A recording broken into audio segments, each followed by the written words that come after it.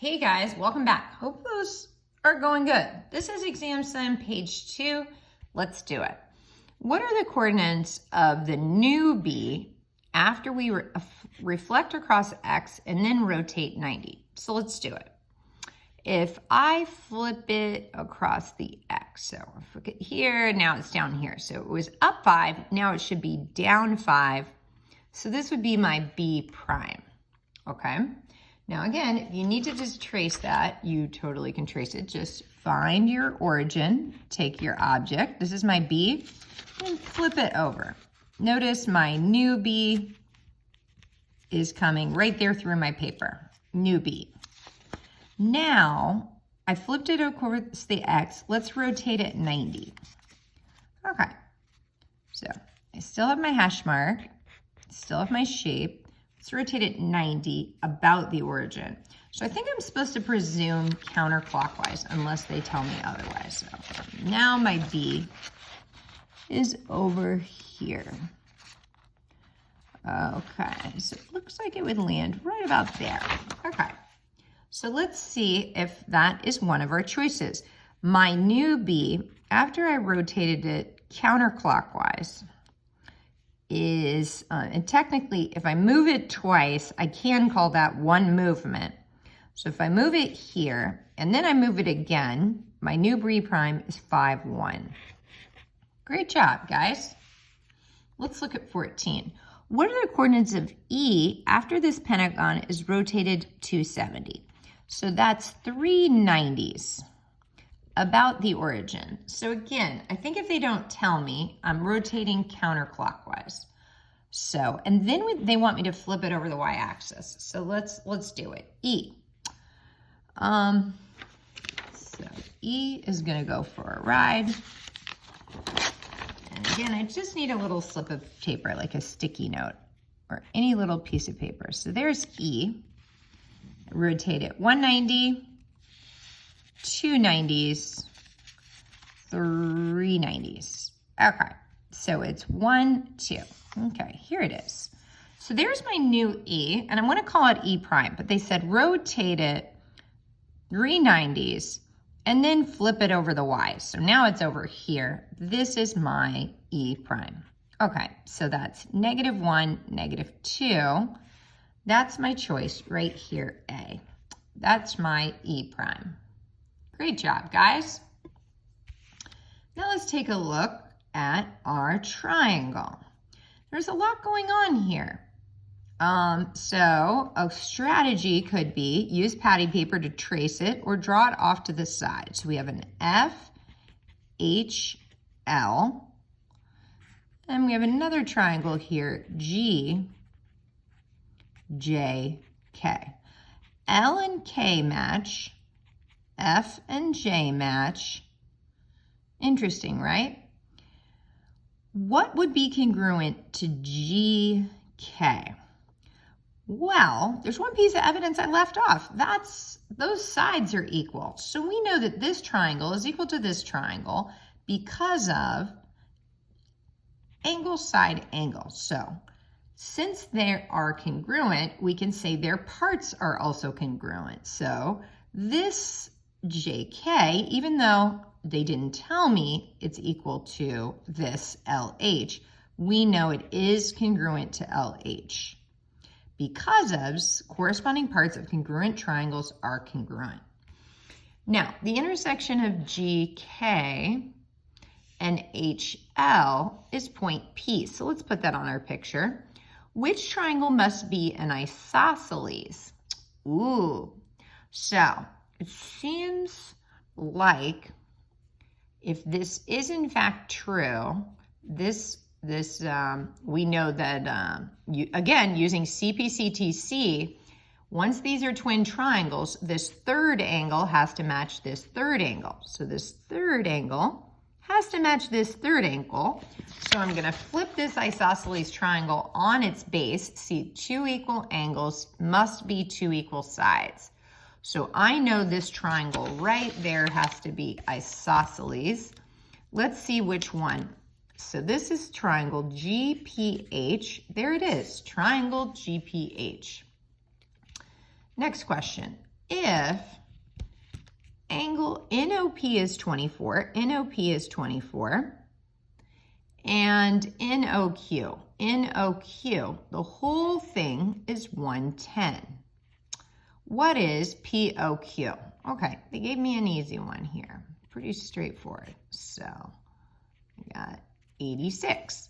Now again, we should double check to make sure we got this right. If the little angle is 24 and the medium angle is 86, would the whole angle combine? Yep, to make 110. That's called angle addition. That's the angle addition postulate. Good job, guys. Let's take a look at 29. Which theorem can you use to prove that the top triangle is congruent to the bottom triangle? Well, let's see. Both triangles have GJ equal to one another. That's called reflexive.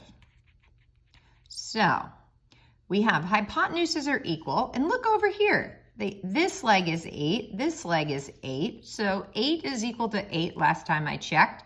My evidence here spells hypotenuse leg, HL.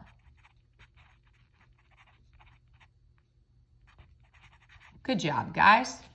Point A, B, C are collinear. So what does collinear mean? Well, if I'm a co-worker of someone else, that means we work all in the same place.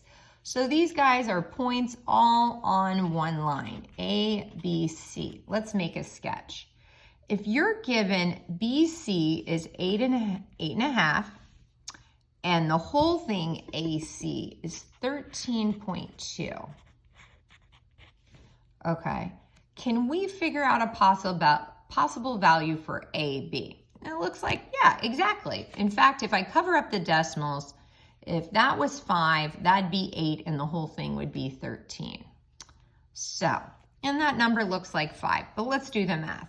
The whole thing's 13.2. What's just this piece?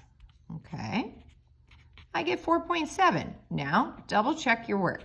8.5 plus 4.7 is 13.2. You got it, guys. I'm going to keep going. Exam Slam, page 3. What type of lines are coplanar and intersect at right angles? So let's make a plane. And it looks like a little desk. If you think it's a surface. So this is my plane. What type of lines are on the same plane and intersect at right angles? So let me just draw a picture. That would be perpendicular, right? If I'm on the same plane and I meet in a 90 degree, that's our perpendicular. Okay. Oh, 12's a doozy. There's a lot going on. So I might need my scratch paper. Select all the pairs of corresponding. So those are what I call my slider friends. One is going to be in the road, in between the parallel lines, and one's out. So that's why we can't call them alternate interior or alternate exterior. Also, they're on the same side. So corresponding angles are on the same side. One's inside the set of parallel lines, one's outside. So I'm going to color my parallel lines just so it's very obvious. Okay. So one to be corresponding, so what would be an example? Angle 1 and 7 would be corresponding. So for some students, it's more useful to tilt their paper. Okay. So if we think about these as our parallel lines, angle 1 is not shaded, angle 7 is shaded, and they're on the same side. So those are corresponding. Angle 1 corresponds to angle 7, and that's E. So I'm going to pick E. So who else fits the bill? Well, let's see. Angle 3, here's another transversal, right? Angle 3 corresponds to angle 6. Is that one of my choices? Yep. Okay. Angle 4 and 7. Okay, well, corresponding angles are congruent. And it seems pretty obvious. Angle 4 is obtuse, angle 7 is acute. So this one's going to be a big no. 2 and 4. 2 is skinny, 4 is obtuse. That's going to be a no. Those are not congruent. 1 and 4, ooh, those look good, but 4 is obtuse, 1 is acute. That's going to be a big no. Good job, guys. If you're thinking, I bet she's using red and green markers because it's Christmas, you're right. Busted. Okay, what is the measure of angle 2? Sneaky, let's find out. So, what are some angles we know? It's like a little scavenger hunt, isn't it?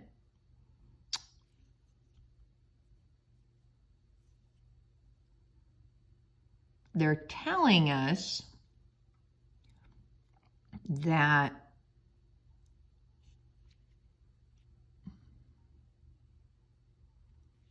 I want to pick 2 that have the same letter. So that's what I'm trying to do here. Okay. So angle, this one is obtuse. This one's obtuse, but these are 2 different transversals, right? This one's acute. This one's acute.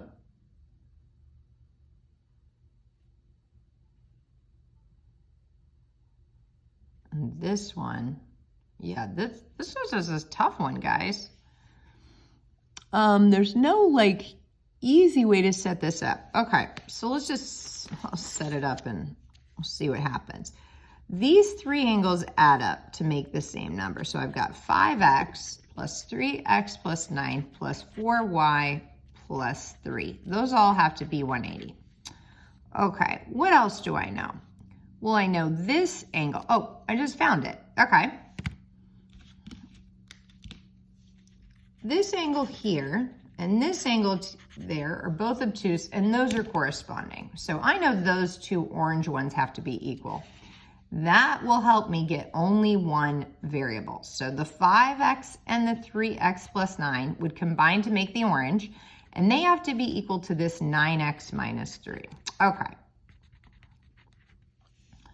Hopefully they're not this tricky on the test, but we're going to be ready either way. So we're going to subtract, do a little algebra here, and we get 1x is 12.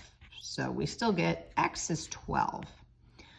So now that we know x is 12, we can plug it back in. So you see how angle 2 is a vertical with 3x plus 9?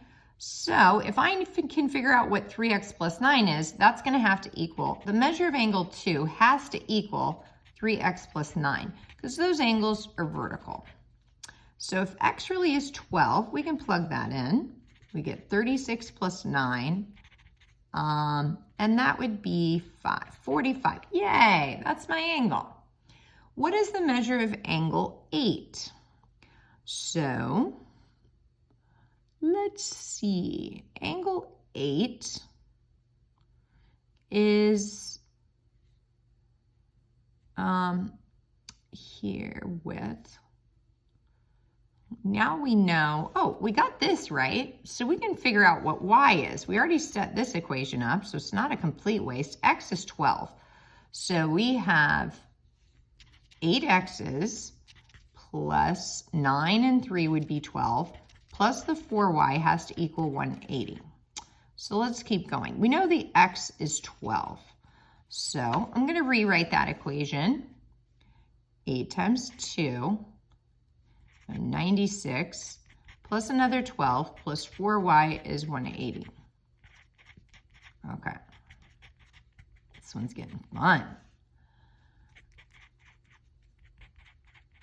So we got 272.